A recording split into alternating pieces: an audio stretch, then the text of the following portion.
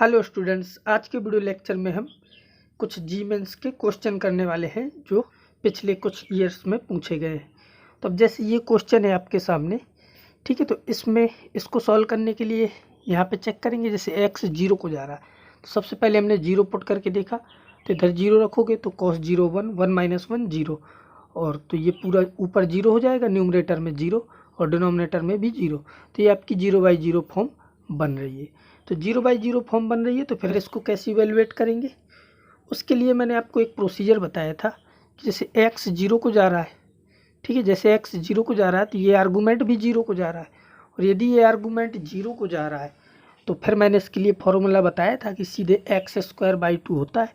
तो एक्स का काम कौन कर रहा है यहाँ पे, टू एक्स, तो इसका स्क्वायर बाई टू, तो ये हो जाएगा four x square by two, ठीक है।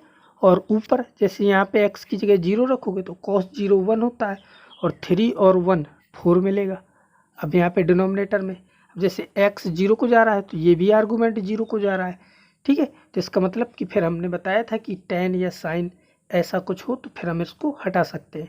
तो यहाँ से जैसे ये हमें पता है कि ये जीरो को जा रहा है तो फिर हम tan को हटा सकते हैं। यहाँ से यदि tan को हटाओगे तो ये मिलेगा x इंटू फोर एक्स, ठीक है। tan को हटा देंगे सिंपली से, ये x और ये x मिलके एक्स स्क्वायर को ख़त्म कर देंगे, और इस फोर से ये फोर कैंसिल हो जाएगा, और इस टू से इस फोर को, तो आंसर आपका टू आ जाएगा फाइनली, ठीक है। तो ये बहुत इजी क्वेश्चन था।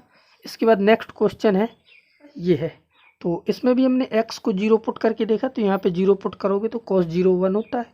तो ऊपर हमें पता चला कि ये जो आर्गूमेंट है ये पूरा पाई कॉस स्क्वायर एक्स, ये जीरो को नहीं जा रहा, तो इसका मतलब इस केस में हम साइन को ऐसे नहीं हटा सकते, ठीक है। तो फिर इसके लिए मैंने क्या किया, इस क्वेश्चन को थोड़ा सॉल्व किया। तो ये आएगा limit x tends to zero, ठीक है, और ये साइन, ठीक है, और यहाँ पे मैंने इसको कॉस स्क्वायर एक्स को खोल दिया इस प्रकार से, जैसे पाई, और इसको लिख दिया one minus sign square x, और डिनोमिनेटर में क्या है आपका एक्स स्क्वायर। तो अब आप इसको जैसे सॉल्व करोगे तो इसके अंदर मल्टीप्लाई कराओगे तो ये आपका कुछ इस प्रकार से आएगा, जैसे limit x tends to zero, और ये हो जाएगा आपका साइन, और यहाँ से आएगा pi minus pi sine square x, denominator में है एक्स स्क्वायर एक्स। इसके बाद साइन पाई माइनस थीटा, ये आपका साइन थीटा ही होता है, तो यहाँ से आ जाएगा limit x tends to zero, और sine of sine pi square x, क्योंकि साइन पाई माइनस थीटा आपका साइन थीटा ही होता है, और डिनोमिनेटर में क्या है एक्स स्क्वायर। अब इसके आगे, अब जैसे x जीरो को जा रहा है तो यहाँ पे जीरो पुट करोगे तो साइन जीरो जीरो, तो ये पूरी वैल्यू जीरो हो जाएगी। इसका मतलब कि आर्गूमेंट जीरो को जा रहा है, यानी कि यदि ये आर्गूमेंट जीरो को जा रहा है तो अब हम यहाँ से इस साइन को हटा सकते हैं।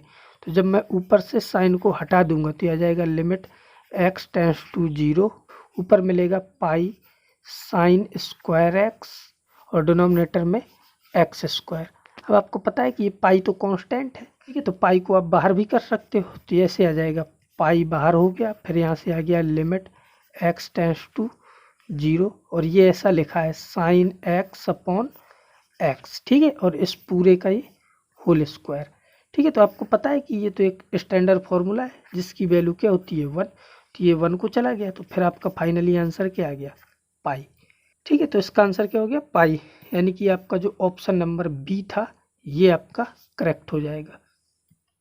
इसके बाद नेक्स्ट क्वेश्चन है आपका ये, तो इसमें क्या दिया है कि p इक्वल टू, ये फंक्शन डिफाइन है जिसमें हमें log p की वैल्यू फाइंड करनी है। तो अब जैसे इसमें x की जगह जीरो पुट किया आपने, तो यहाँ पे जीरो रखोगे तो tan जीरो जीरो, यानी कि ये वैल्यू आपकी वन की तरफ जाएगी, ठीक है, और यहाँ पे जीरो पुट करोगे तो इन्फिनिटी, तो ये आपकी one raise to power infinity form बन रही है, ठीक है। तो one raise to power infinity form के लिए मैंने डायरेक्ट आपको क्या बताया था, जैसे ये क्या था p equal to one raise to power infinity form के लिए था e raise to power limit x tends to zero plus, ठीक है। इसके बाद क्या आता था gx, तो gx आपका ये यानी कि वन अपॉन टू एक्स, और ऊपर fx, ठीक है। तो fx आपका है ten square root x upon two x, ठीक है, ये इस प्रकार से आएगा।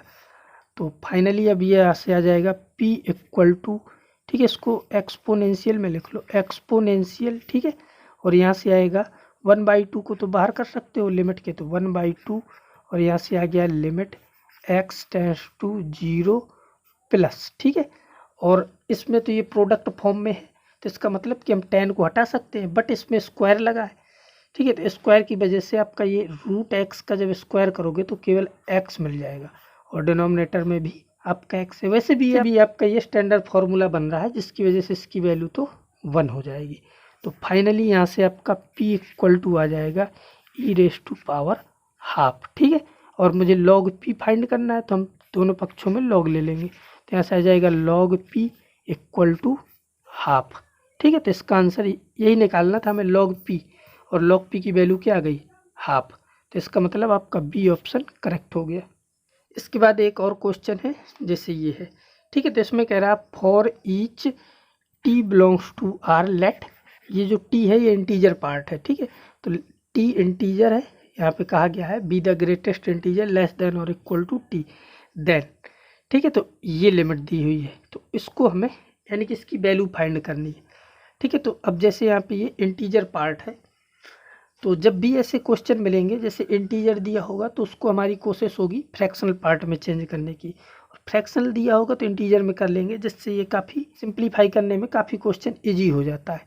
ठीक है, तो आपकी जो लिमिट है इसके अकॉर्डिंग, तो पहले मैं थोड़ा साइड में आपको समझा रहा हूँ कि इंटीजर पार्ट कैसे चेंज करेंगे।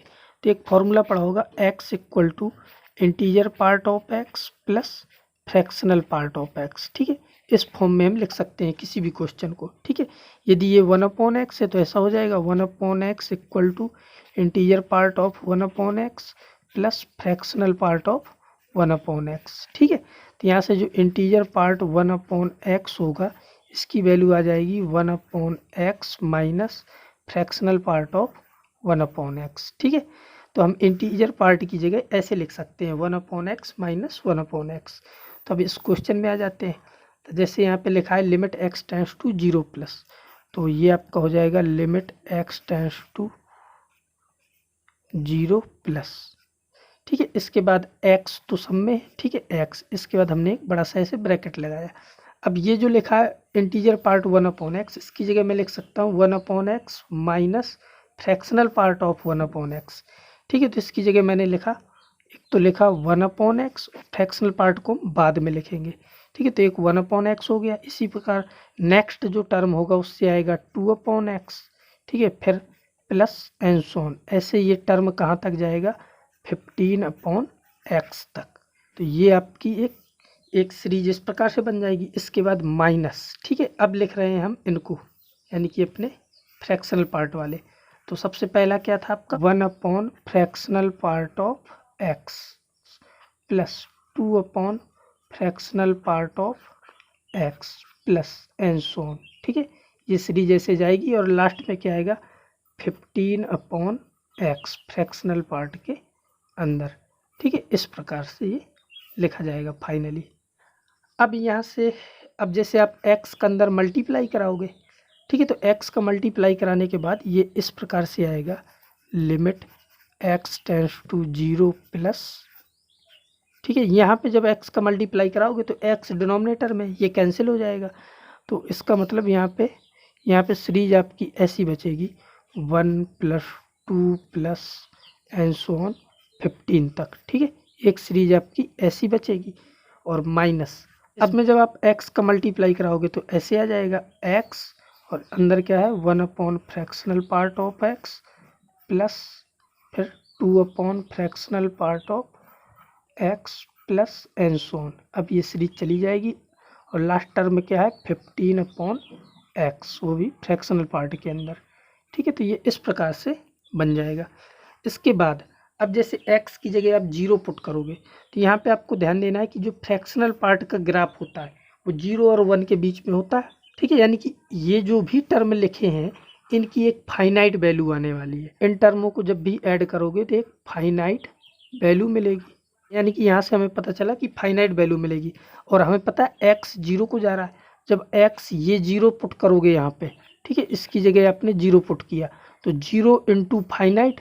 ठीक है, 0 × फाइनाइट आपका क्या होगा 0 कर देगा सबको, यदि वो फाइनाइट वैल्यू है। तो फाइनली आपकी लिमिट आएगी limit x tends to 0 plus, फिर यहाँ से आपका केवल ये पार्ट बचेगा 1 plus 2 plus and so on 15 तक, ठीक है। और बाकी ये सारे टर्म आपके 0 हो जाएंगे। तो फाइनली 1 से 15 तक जब आप इनको ऐड करोगे तो आपको पता है ये कितना आएगा 120, ठीक है, क्योंकि ये AP बन रही है, ठीक है। तो बस इसका मतलब कि आंसर आपका कौन सा, सी पार्ट करेक्ट हो जाएगा।